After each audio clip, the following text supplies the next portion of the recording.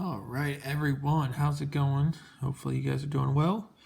And today we're looking at section 215, which is more information on arithmetic sequences. So just a quick recap. Remember, an arithmetic sequence is a sequence that is generated by adding or subtracting a constant term to each previous term. Again, adding or subtracting the same number. So here's an example. If I see a sequence that goes -9, -5, -1, 3, 7, here we are adding 4 every time.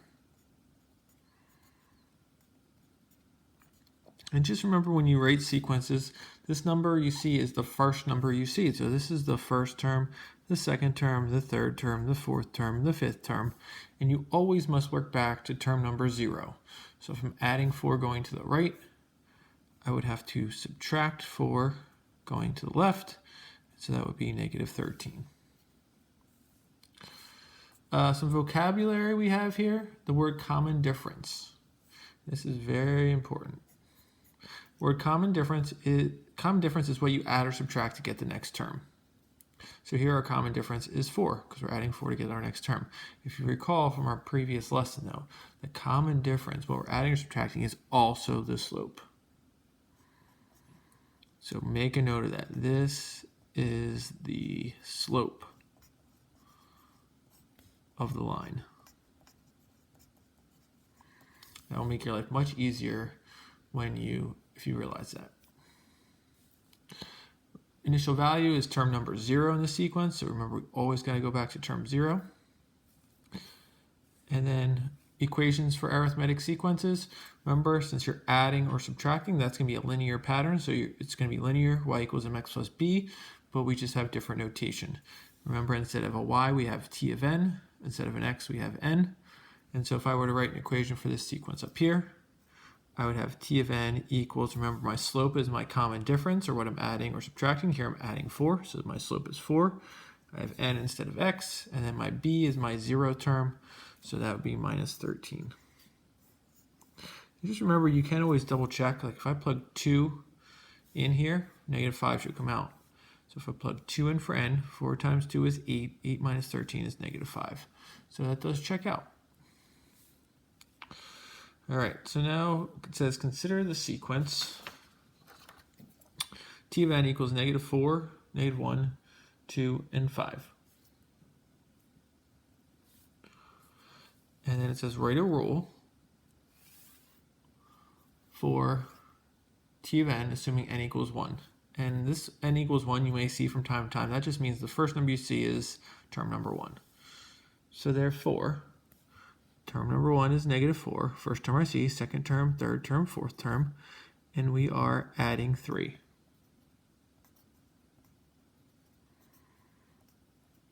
And so we always got to get that 0 term. So instead of adding 3, to work backwards, we'd have to subtract 3. -4 minus 3 is -7. So therefore, our equation would be t of n. And again, it's always going to be in this y equals mx plus b form, just with different notation. Instead of y, we have t of n. Our slope is what we add or subtract, 3. Instead of x, we have n. And then our b is -7.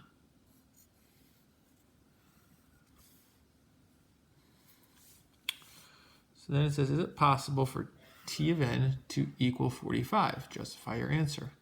So remember, that's saying the output is the output 45. Well, we can do this one of two ways. I can either put 45 in for the t of n for my equation and solve for n, or I can write out the entire sequence all the way to 45.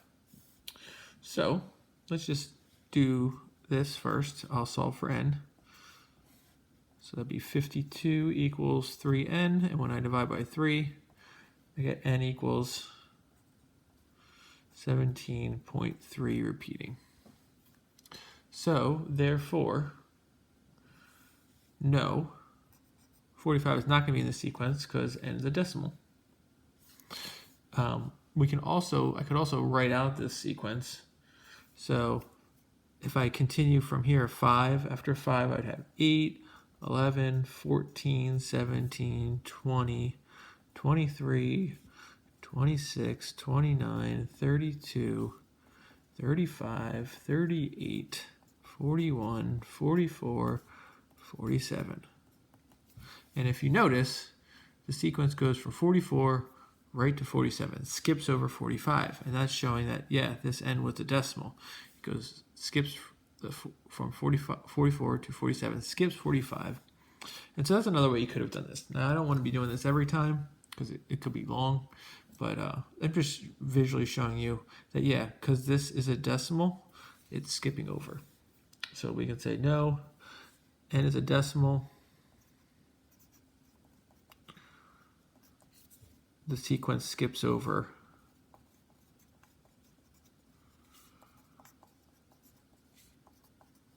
45.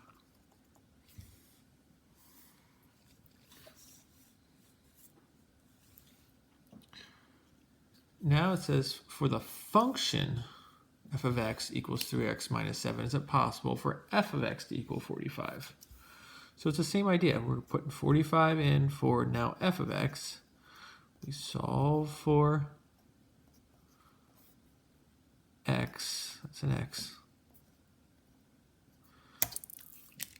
So I get 52 equals 3x divided by 3.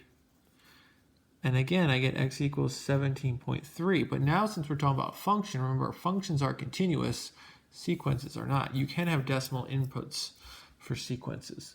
So here we'd say yes, f of x can equal 45 because a function is continuous.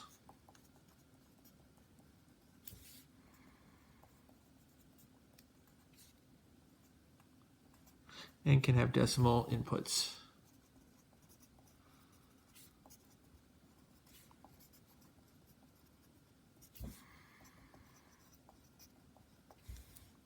Okay, so function, we can have decimal inputs, but a sequence we cannot, which is why functions are continuous with connected points, but sequences are not continuous. And last but not least, it says describe the difference between t of n and f of x. So I'm going to just make like a little t-chart.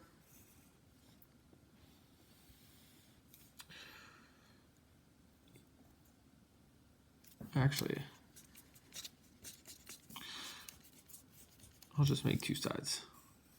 All right, so remember t of n is your output for a sequence, where n is your input for a sequence. And on the flip side for functions, f of x is the output and x is the input. So different notation is one difference.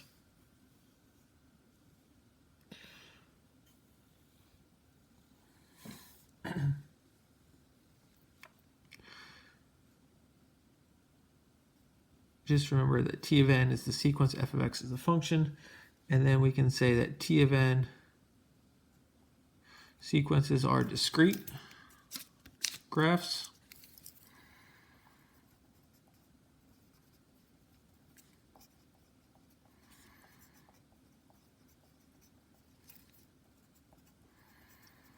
Where functions have continuous graphs.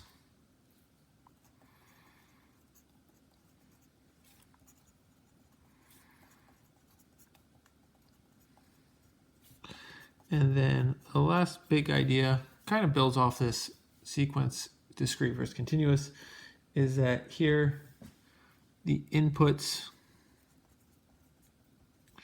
must be whole numbers. Remember, whole numbers start with 0, and then it's positives. 1, 2, 3, ...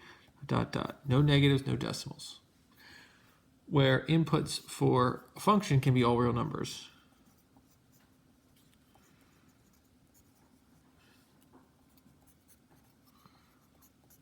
All right, so now that we know this, we're going to have some word problems. And I'll set up the first word problem for you. And it says Trixie wants to create an especially tricky arithmetic sequence. So we know it has to be arithmetic. She wants the fifth term